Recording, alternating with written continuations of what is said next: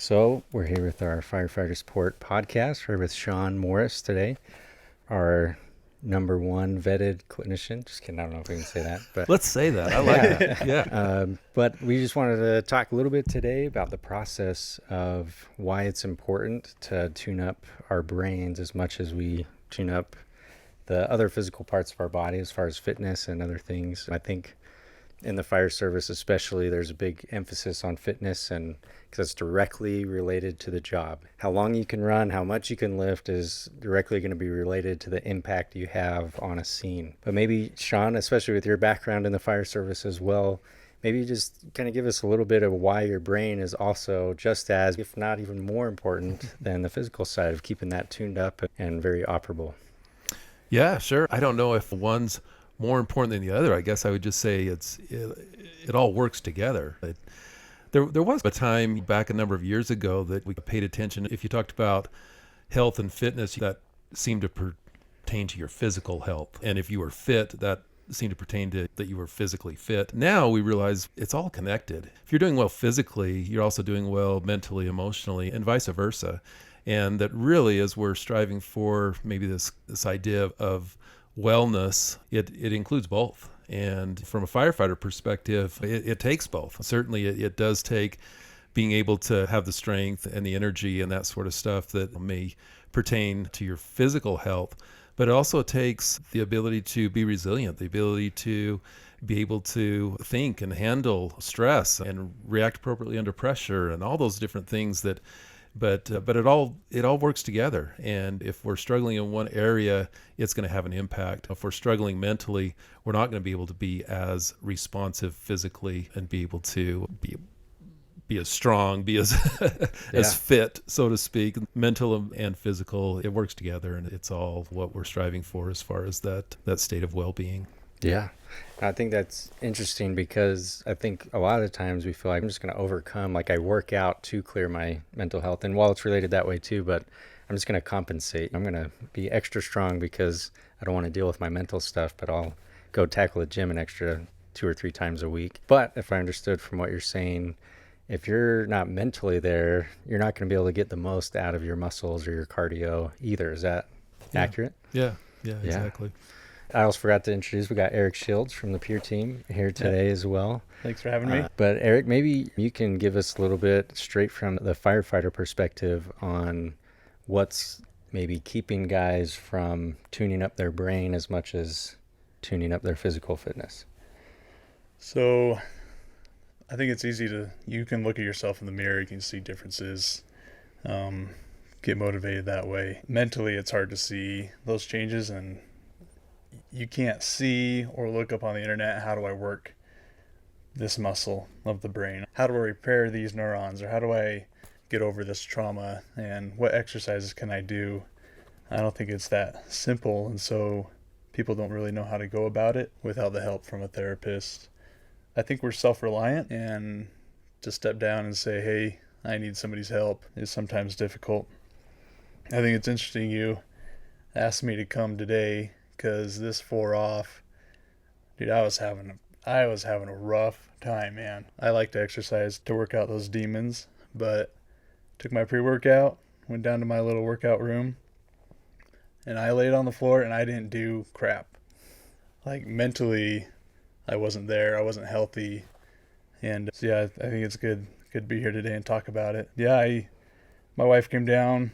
I was literally laying on the floor. Just, babe, I can't do it today. I don't have anything in me today. I don't know what's wrong. I was angry, just all that boiling up. And she said, you need to see a therapist. You need to say, I don't want to. And maybe, I don't know. But what really helped was she actually made an appointment for me this coming Monday. Wives are the worst. Yeah. Why do they always know what to do? Yeah, they don't know. Why do they have to fix everything? No, I think that's awesome, and appreciate you sharing that, because I feel like I do the exact same thing, except I do it with my work here at Rescue One Studios. There's some days where I have so much to do, but I'll come sit in that chair over there and sit down to edit, and nothing happens. And I just can't. It's almost like, I know some people feel that way when they wake up in the morning and for whatever reason they just can't get out of bed. Sometimes I sit in that chair and it's, I can't do it. There's nothing I can do to motivate myself right now. Yeah. Even though there's like bills on the line and clients are waiting on me, there's all the right pressures are there. So it's not a lack of reasons, but man, I don't know what it is. Yeah. Sean, solve all our problems. Well, I'll just say first, thanks for being honest and sharing those experiences, and I have those same experiences, and all of us do. Meaning all of us listening to this podcast, we all have that, and that's normal. We have days that are difficult. We have sometimes those days lead into weeks that are difficult. Unfortunately, that's just part of the challenge of life. We've got pressures, we've got stress, we have circumstances and situations that happen, and those are difficult at times, and even so much that they can be overwhelming. They can be debilitating, and that's life. That's the life we live in, and none of us are in that place where we're just at the top of our game all times and we can just handle and tackle everything. We sometimes try to give the persona that we can do that, but we all know that none of us are capable of doing that. And just like you guys have shared, and I've had the same. I've had those times, many, lots of those times where I don't have the motivation, or I'm discouraged about something, or even more than discouraged, I'm depressed about something. And it's really hard to go about sometimes the regular routines of the day because of other things that are causing some difficulties. And I think that's the important part, is that the three of us aren't any different than everybody else. And we're all in this together in that, it's tough. And whether it be reaching out to, hey, I need to work with and talk with and just unload some stuff with a friend, maybe hey, I've got my spouse is somebody I can really share a lot with, or maybe it's a family member, or maybe it's a member of the peer support team. Any of that can be helpful. And at the same time, you've got resources to talk to professional counselors, and maybe that's the helpful thing that's needed. And I guess maybe that's part of it too, is you've got a lot of options, and utilize a variety of those options. Use what you feel comfortable and feel is going to be the most helpful for you. But at the same time, don't, if you're not feeling better with some of the things you're trying, try some other ones, or include them all. Yeah. I want to touch on a couple of things too that Eric had mentioned that also struck a chord with me. Is I think as firefighters, we love the structure, right? We have our 2 on, 4 off. We have this, we're doing this from this time. And when a call goes, if you're in this seat, you're doing this job. And is there a way to tackle mental health in a similar, is there exercises or certain, self-help things that you recommend for your clients that they can do on their own, that is more of a structure? If you're feeling this way, stuck in a rut, here's one idea on how to do that, or here's something you can do every morning when you wake up to help you. I don't know. Is there anything like that, or is it more complicated? Every situation is a little bit different, but there are certainly things that can be done. And going back to the earlier discussion, those things that can be done are things that help you with your physical health as well as help you with your mental, emotional health. Again, it's all connected. And again, these aren't going to be earth-shattering things, but there are sometimes things that we don't do as often as maybe we should. And that's things like, making sure that we're getting some exercise, making sure that we're eating nutritious foods and fueling our bodies with the things, and not just our bodies, our minds as well, with the things that we need. Making sure that we're getting rest. Just as you mentioned, Brent, about some structure, we need to get certain hours of sleep, and our bodies need that. Our minds need that. And those are basic things. And then you can get into a little bit more specific things such as breathing exercises and mindfulness, of really being able to be in the moment and not being distracted by the past, or being as you're thinking towards something that's in the future, but really allow yourself to just be in the moment. And that's by itself, that's a tough thing in our lives to do today, because we've got so much going on all around us, and sometimes distractions just with our phones and the technology and that sort of stuff. And if we can really find a combination of those different things, those can all be helpful things. And again, none of those, or even all of those, may not solve every situation, but Sure. Certainly they help. Yeah, and if I may just build off that, I think, because you texted me and about the subjects we wanted to talk today, and talking and getting in with a therapist and what we can do to make that step and what kind of holds us back, I think all these things that Sean has shared are really great, and they are essential to daily life, like the exercise, good sleep. And there's something that I've thought about for a long time that I wanted to share, and that's about a pornography addiction, and something that I've struggled with and decided to share with our fire family. And the exercise and the sleep's good, but sometimes there's just these things like an addiction or financial problems or something that you've tried to do these little exercises with for years, and it's just always festering. And something that kind of comes to my mind is your brain is your home, and you've got this mold growing inside. And you can do what you want, but until you open the door, open the windows, shed some light on it, let it air out, what I mean is therapy, that mold is just going to fester. And so I would really encourage guys to, if they've just got this mold growing or some problem that is not going away, how beneficial for me talking with a therapist has been. Doesn't really cure it, but it makes some of the symptoms more mild, helps with my anger that comes from my issue, helps me understand that I'm human. And one reason I wanted to share that with everybody is I want these podcasts to be efficient. I know sometimes you listen to a podcast and you're 20 minutes in, they haven't said a whole lot. And so I'm hoping to add some value to everybody's time, but also I'm not a therapist, but I'm there for guys if they want to reach out to me and just talk, and how valuable it is just to open those windows and open those doors of your mind and breathe and find out how normal our problems are. Yeah, I know that's a sidetrack, maybe a bomb on this whole thing, but yeah, I think that's super awesome, because I think what happens with that mold that you're talking about is we start believing we're the only ones. Like, we must be the only one that has had this problem or has had these thoughts. And that's just not helpful or healthy thinking, in my opinion. And half the value I've gotten out of actual therapy sessions or pseudo therapy sessions with just like a close friend or whatever is putting your problems into words all of a sudden makes it tangible and solvable. But when we just keep it to ourselves and in our mind, it's almost just like our kids' bad dreams. It's just this thing that haunts you but it's like as soon as your kids try to tell you about their dream, this is probably a super sidetrack, but my kid will listen to this one day and be embarrassed that I told this, but he had a dream that he was getting chased by a rhinoceros, which for a 6-year-old is super scary, right? But the second he tells us about it, just articulating it made him realize, okay, I'm at home.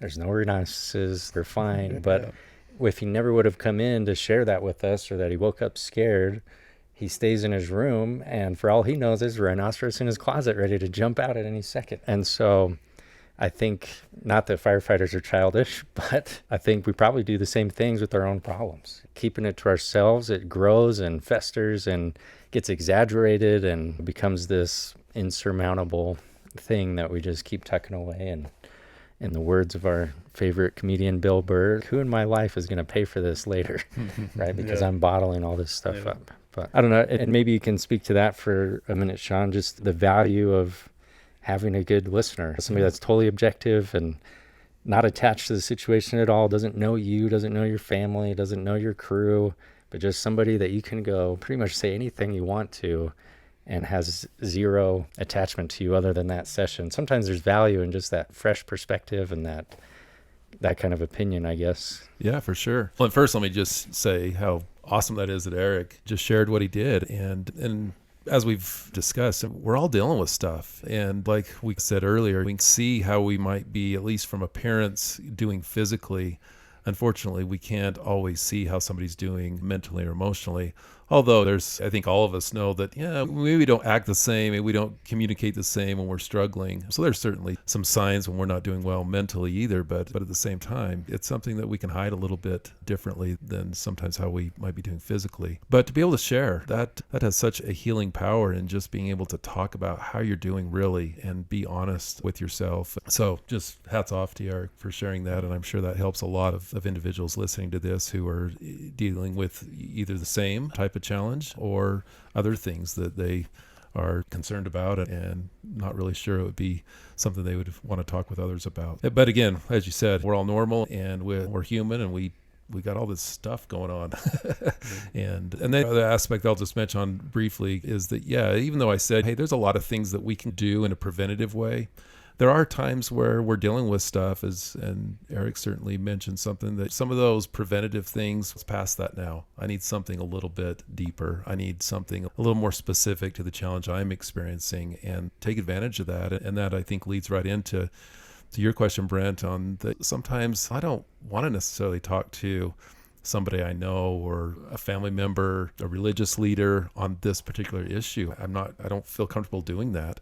But I do feel like I could talk to somebody who, in all respects, is a stranger to me as far as my everyday life, and also that they have training to help me be able to navigate through those things. And so I can not only have to worry that, oh, now what does that person know, and what are they thinking now that they know something, but also sometimes we need some specific training. We need somebody who has learned how to help people process certain things and go through that. So wherever you might find yourself in that process, know that sometimes having that trained person that has no emotional connection can allow you just to unload, and they keep all that between you and them, and to help you navigate through that. I think the key word there is trained. Another quick side story, but this is probably like a year and a half ago. My mom started feeling like this heartburn and had all these symptoms that were like classic heart attack, right? So I have 4 older brothers, and they're all like more white collar corporate America, right? And so out of the 5 of us, EMT son, she has an ER nurse daughter-in-law, who does she call out of that whole group to talk to about her heartburn? The one brother that's over HR in his company. It's like, what? And it's like, I didn't want to call you because I knew you'd tell me to go to the hospital. Like, hello. But I think, man, how often do we do the same thing with brain stuff, right? Because I don't want to talk to the person that's going to actually help me or that's trained in brain stuff. I think hopefully as firefighters, we can appreciate that, because how many times do we go on scene and there's some helper who it's like, please go do something in the other room. Yeah. Like, let the trained professionals handle this situation. So we're so quick to get annoyed with that on scene. And yet for ourselves, I don't want to talk to a trained professional about my brain.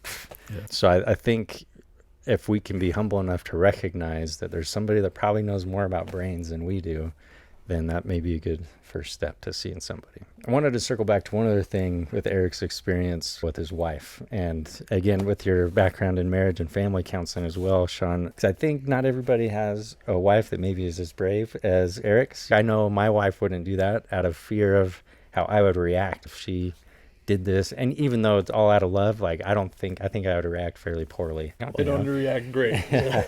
But you know what? So if you're the spouse of a firefighter listening to this podcast and you notice there's some things going on, and I think that's a great step if you're like, you know what, you're doing this. Because I think sometimes firefighters need a good kick in the behind just to get it done. And I think a lot of guys would respond well to that. Just too bad, so sad. Here you go. You need to do this. Whether other advice or your take on what a spouse can do to help somebody that they are noticing something's a little off or a little different. Yeah, gosh, there's so much to say in that question. Your spouse should be that person, or hopefully is that person that's your best friend. That's the person that's got your back. That's the person that cares more about you than anything or anybody else, and they want the best for you. And really being able to appreciate that. Sometimes we get caught up in the struggle, the challenge, sometimes maybe the difficulty we might be having in our relationships. And to really, when we can put all that aside and just realize that, you know what, this person cares for me, or ideally cares for me, and only wants the best for me. And yeah, if a spouse that's listening to this, but for that matter, you that are in the fire industry too, life isn't always super easy and just everything's wonderful for your spouse either. So it goes both ways, but that's really about just being observant and looking for ways that you can help your partner. And if you see things that, oh gosh, my partner they seem to be a little bit more on edge. They're not, even just physical appearance is different. The way they're communicating with our kids or with their family or with our friends, or the fact that they're isolating themselves. All in any of those things and we could continue down a list of things that are indication that, hey, my spouse is struggling a little bit. And so certainly for you in the fire industry, sometimes you take that home with you. And again, it doesn't have to be specific to fire, of course. It can be just life's tough sometimes. And having the support of your spouse who knows you probably better than anybody else, who recognizes those things, who's willing to help you be able to find resources and maybe help take that step that maybe in some respects you really need that person to help you take and to lead out on that. And as I said, but at the same time, provide that to your spouse as well. Life isn't whatever they're doing and whatever their careers are and their situations are. They need you to be observant, supportive, helpful, and sometimes leading them into that helpful step too. But I think ultimately, as you're doing that for each other, as you care about each other, and if those are particular challenges, if anybody listening is, oh, you know what, that's the type of relationship, marriage I'd love to have, that's not what we have, know that there's help for that too. And don't just fighting through it or just suffering together. Get some help and figure out a way to make that relationship what you maybe at one time either had or dreamt it could be. Yeah. And I think with mine and Shannon's experience just this last few days, and going back to what you're saying, Sean, my wife, she saw me, and she calmly said, Eric, I can't help you. She said, as of right now, I'm out of ideas. And calmly and kindly and as patient as she was, she said, I don't know what to do. You need to get help. The day went on, still grumpy and depressed. And then she asked, what if I called and made you an appointment? And I wasn't brave enough to make the call myself, but I'll be brave enough to show up, but making that step is huge. So I'm grateful for her for that. So I hope there are some spouses listening and I would maybe encourage them if they feel like their husband or wife needs therapy or another resource to say, hey, I'm out of ideas for now, but maybe what if I made the appointment and I drove you there, or are you willing to do that? And I think a lot of guys would be. It's just making that first step. I think that's a great point. And for those that maybe don't feel like they want to have that conversation or not ready to have that conversation with their spouse yet, that's exactly what the peer team's for as well, right? If you don't feel like you can have that conversation with your spouse right this second, you could always ask the peer team member to set up the appointment for you as well. And I think that's half the reason the peer team's here is we want to have the options for you to do that as privately as you want, but also with as much as support as you want. And regardless, the peer team keeps it super confidential as well. Just because you have a peer team member help you set an appointment, they don't disclose that to anybody. And so the confidentiality remains intact between you and that peer team member if you go that route. But yeah, ideally going through your spouse would also be a good bonding moment as well to get through that together. And it just made me think while you're saying that, like, what would be wrong with me just asking my wife, not forcing her to get to the point where she just can't take it anymore or whatever. But what if I were to just say, you know what, I'm struggling. I can't do this step on my own. Would you call for me? And just take that burden off of her for a minute and open that door. Like you said, open that door to your mind and let them take over. But yeah, and it sounds childish, right? It sounds kind of, oh, will you make this appointment for me? I don't want to go to the dentist. You call. But really, it's a big step, asking for help. And so I think if any of us on the department are asked, I ask, and I'll try myself to be really accepting of whatever they're asking and saying, yeah, I'll do it. That doesn't sound childish. That was a big step, and let's get you going in the right direction. I can't help but keep relating it back to our very own field, right? How many times have we blamed somebody for calling 911? Even if they didn't need 911, we still, hey, if you're ever nervous or whatever, just call us. We're happy to come back, right? We say that all the time. Yeah. We never want you to hesitate to call 911 when you need help. And yet for ourselves, we can't do it. Yeah. It just seems so ironic that the very field we're in, we're so capable of doing and getting in the right mindset. But man, when it comes to our own self-help, we're on the other end of the spectrum. You need that third party. Yeah. I think. Yeah. And I think that's a great point. Want to end on one two-sided question and this goes to anybody, but certainly want to hear your thoughts, Sean, is what are some of the risks that firefighters are now taking on by not talking to somebody? And then what's the hope or what's the possibilities? By talking to somebody, your life could be this. By not talking to somebody, your life has the potential to be this. And maybe give us that range on both the negative and the positive. I think might be important for us to say, too, that it's also normal to be hesitant about starting the process of talking to people. We often talk about whether it be firefighters or people in first responder profession are slow to reach out for help. But part of that is the fact that most first responders, or at least are male. And males, the three of us we're a little slower to reach out, to acknowledge we're struggling, to seek help than a female might be. Now, again, that's a little bit of some stereotyping there, but yeah. So part of it, it's normal. It's normal for the gender. It's also ties a little bit to, hey, we're used to going and helping others versus getting help ourselves. And in regards to the question about kind of the risk associated, when we're struggling, and whatever that struggle can be, whether it's different things that we've talked a little bit about here today, whether it be due to a particular call, whether it be due just the volume of calls that you've experienced over maybe a period of time or your career in general. And the other part of that maybe is worth mentioning is it can be a call that maybe everybody else is fine with, but for whatever reason, that particular call was difficult for you. As I've shared, I was a firefighter, and that's been years ago now, but I still remember a call. And I don't think that call would have been, I'm sure everybody else that was on that call has totally forgotten about it. It was such a routine, not a big deal call, but for whatever reason, for me at that particular time, for the scenario, it stuck in my mind. We have these different things, and then how do we navigate through them? And what's the risk if we don't? And somehow we're going to deal with the struggles, the challenges, the frustration we might be experiencing. And a healthy way, there are healthy ways to deal with it. Talking to somebody certainly would be one of those healthy ways.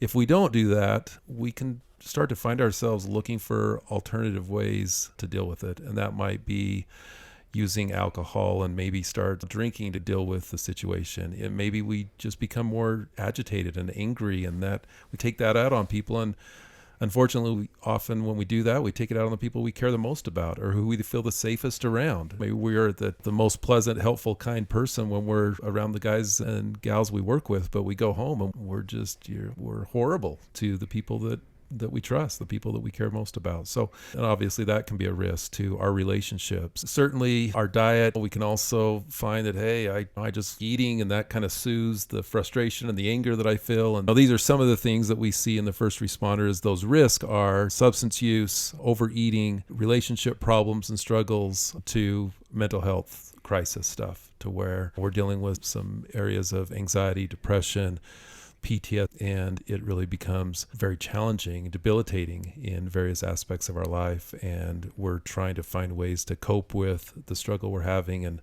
unfortunately, at times, the ways that we try to find could be even adding to the problem and just making it more difficult. So those are the risks that can be associated. By no means do I say, hey, this is what's going to happen, but it's a possibility.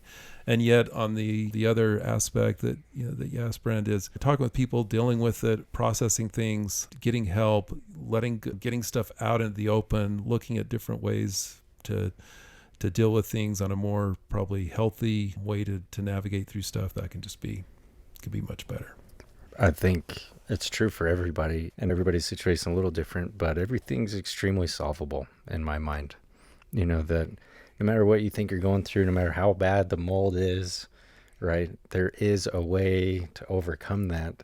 And the other side is peace.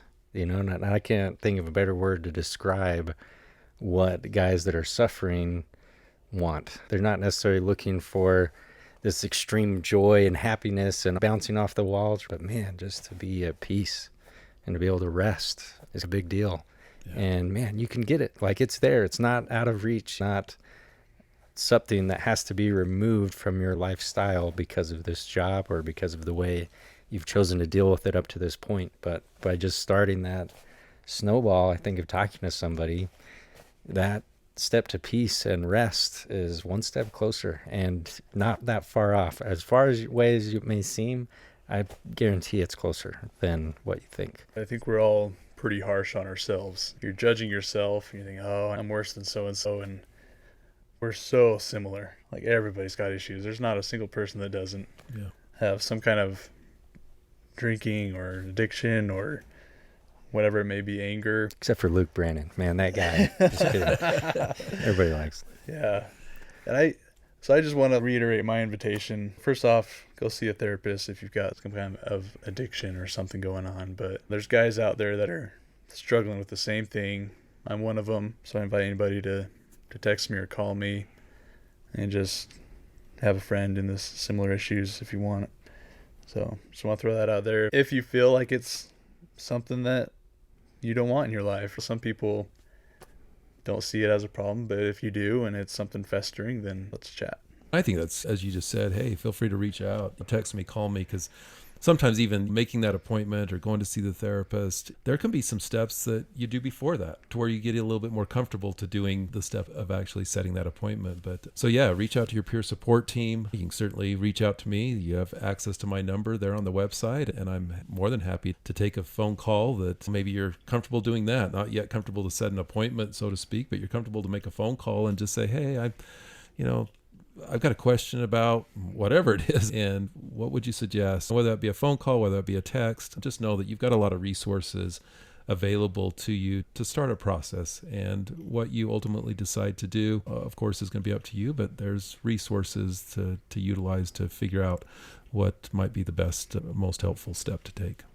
I think this went really well today. I appreciate both of you guys being here and taking time to do this. And I hope, just as everybody said, and anybody listening, spouse or firefighter or otherwise, if this is that little extra motivation you needed to take that next step, we hope it's there, and you got a whole peer team ready to help you if you need it. So we'll sign off for today, and again, appreciate you guys for being here.